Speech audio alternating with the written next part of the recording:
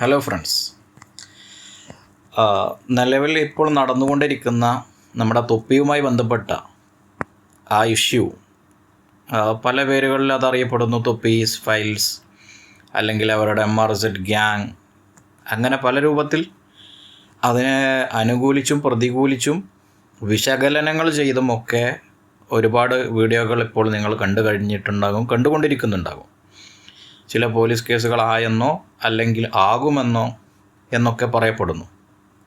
എനിക്കിവിടെ പറയാനുള്ളത് അല്പം കുറച്ച് കാര്യങ്ങളാണ്. എൻ്റെ പ്രിയ സുഹൃത്തുക്കളോട്,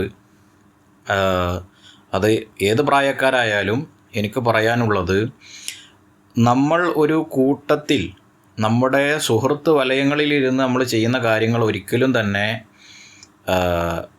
ഒരു ഹിതമല്ലാത്ത, അല്ലെങ്കിൽ ഒരാൾ കേട്ടാൽ അയ്യേ എന്ന് പറയുന്ന കാര്യങ്ങൾ മിക്കവാറും ചെയ്യാതിരിക്കുക. കാരണം ഇന്നല്ലെങ്കിൽ നാളെ അത് നമുക്ക് തന്നെ പാരയാകും എന്നുള്ളതിൻ്റെ ഏറ്റവും വലിയ തെളിവാണ് നമ്മൾ തൊപ്പിയുടെ വിഷയത്തിൽ കണ്ടത്.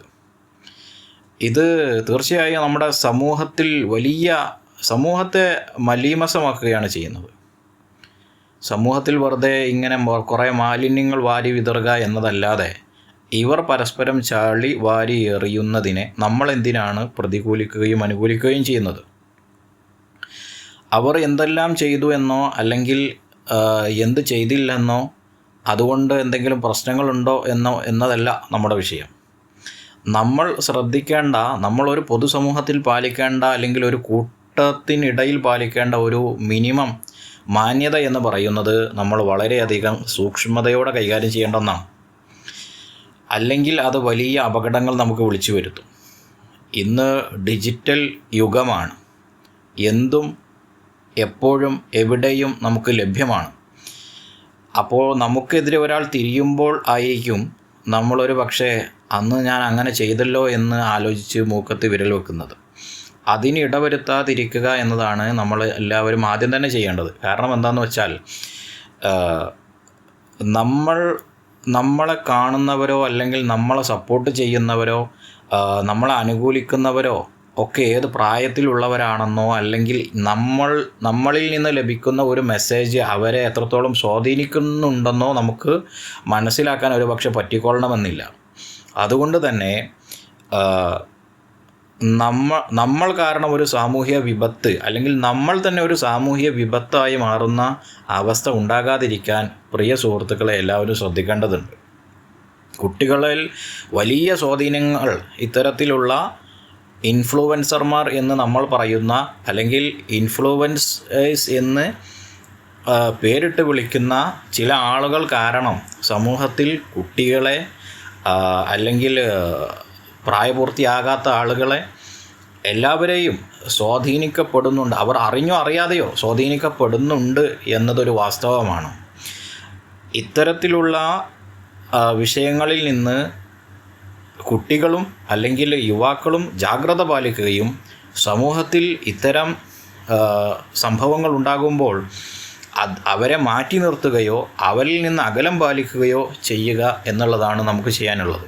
ഇനി നമ്മൾ വ്യക്തിപരമായി തന്നെ നോക്കുകയാണെങ്കിൽ, തീർച്ചയായും ഒരു നന്മയല്ലാത്ത ഒരു കാര്യം ഒരു സ്ഥലത്ത് സംഭവിക്കുമ്പോൾ നമുക്ക് ചെറിയ രൂപത്തിൽ അതിനോട് ശബ്ദമുയർത്തി പ്രതികരിക്കാൻ പറ്റുന്നത് ശബ്ദമുയർത്തി പ്രതികരിക്കുകയും നിയമത്തിൻ്റെ വഴിയിലേക്ക് കൊണ്ടുവരേണ്ടതിനെ നിയമത്തിൻ്റെ വഴിയിലേക്ക് കൊണ്ടുവരികയും, അതല്ലെങ്കിൽ നമുക്ക് ഇനി അതിനൊന്നും സാധിക്കുന്നില്ലെങ്കിൽ അവരിൽ നിന്ന് മാറി നിൽക്കുകയും ചെയ്യുക. ഇപ്പോൾ ഇവിടെ സംഭവിച്ച ഒരു വിഷയത്തെ നമ്മൾ നോക്കുമ്പോൾ, എന്തിനാണ് പ്രിയ സുഹൃത്തുക്കളെ നമ്മൾ ഇത്രയും ഇപ്പോൾ ആ വ്യക്തി തൊപ്പി എന്ന് പറയുന്ന ആ വ്യക്തിയുടെ കൂടെ കൂടുതൽ കാലം ജോലി ചെയ്യുകയോ പ്രവർത്തിക്കുകയോ സ്ട്രീം ചെയ്യുകയോ ഒക്കെ ചെയ്ത ആളുകൾ എന്തിനാണ് ഇത്രയും വർഷം കാത്തിരുന്നത് എന്നൊരു ചോദ്യമല്ലേ? എന്തിനു വേണ്ടി അവർ ഇത്രയും സമയം കാത്തിരുന്നു? നല്ല ആരോഗ്യമുള്ള, നല്ല പ്രായത്തിലുള്ള, നല്ല കരുത്തുള്ള യുവാക്കളാണ് ഈ പറയുന്ന ആളുകളെല്ലാം. അവർ എന്നെക്കൊണ്ട് അത് ചെയ്യിപ്പിച്ചു, അവർ എന്നെക്കൊണ്ട് ഇത് ചെയ്യിപ്പിച്ചു, അവർ എനിക്കത് തന്നില്ല, ഇത് തന്നില്ല. അങ്ങനെ തരുന്നില്ലെങ്കിൽ അത് ഏത് തമ്പുരാനായ മുതലാളിയാണെങ്കിലും അവിടെ നിന്ന് ഇറങ്ങിപ്പോരാനുള്ള എല്ലാവിധ സ്വാതന്ത്ര്യവും സാഹചര്യവും ഇന്ന് നമുക്കുണ്ട്. നിനക്ക് പറ്റില്ലെങ്കിൽ നീ പോടാ എന്ന് പറഞ്ഞ് നമുക്ക് അവിടെ നിന്ന് ഇറങ്ങിപ്പോരുകയും നമ്മുടെ ആരോഗ്യവും കഴിവും ബുദ്ധിയും വെച്ച് നമുക്ക് സാമ്പത്തികമായ വളർച്ചയോ അല്ലെങ്കിൽ മറ്റേതെങ്കിലും തരത്തിലുള്ള വളർച്ചയോ സ്ട്രീമിങ്ങിലേക്കുള്ള പ്രവേശനമോ എന്തും ചെയ്യാമല്ലോ, അല്ലെങ്കിൽ യൂട്യൂബിലേക്ക് വരാമല്ലോ. എന്തും ചെയ്യാനുള്ള നല്ല ബുദ്ധിയും കഴിവും ആരോഗ്യവുമുള്ളവർ എന്തിന് ഇത്ര കാലം അവരുടെ അടിമയായി അവിടെ നിന്നു? അതൊരു ചോദ്യമല്ലേ? തീർച്ചയായും ഇത്തരം ചളി വാരി എറിയലുകൾ സമൂഹത്തിൽ മാലിന്യങ്ങൾ സൃഷ്ടിക്കുക എന്നല്ലാതെ ഒരിക്കലും തന്നെ അതൊരു അനുകൂലമായ ഘടകം ഉണ്ടാക്കുന്നില്ല എന്നുള്ളതാണ് നാം ശ്രദ്ധിക്കേണ്ടത്. പ്രിയപ്പെട്ട രക്ഷിതാക്കളോട്, മുതിർന്നവരായ യുവാക്കളോടൊക്കെ പറയാനുള്ളത്, മധ്യവയസ്കരോടൊക്കെ പറയാനുള്ളത്, നമ്മുടെ കുട്ടികൾ എന്ത് കാണുന്നു, ആരെ ഫോളോ ചെയ്യുന്നു, അവർ ഏത് രൂപത്തിലുള്ള ലൈവുകളാണ്, ഏത് രൂപത്തിലുള്ള സ്ട്രീമുകളാണ്, അല്ലെങ്കിൽ ഏത് രൂപത്തിലുള്ള പ്രവർത്തനങ്ങളിലാണ് സോഷ്യൽ മീഡിയ ലോകത്ത് ഏർപ്പെടുന്നത് എന്ന് തിരിച്ചറിയുകയും അതിനെ എതിർക്കേണ്ടതിനെയോ അല്ലെങ്കിൽ അതിൽ നിന്ന് മാറ്റങ്ങൾ വരുത്തി നന്മയിലേക്ക് നയിക്കേണ്ട ഒരു സാഹചര്യം അവിടെ ഉണ്ടെന്ന് മനസ്സിലാക്കിയാൽ ഉടനെ തന്നെ അത് പ്രവർത്തിച്ചു തുടങ്ങുകയും ചെയ്യണമെന്ന് ഓർമ്മപ്പെടുത്തിക്കൊണ്ട് അവസാനിപ്പിക്കുന്നു. Thank you for all.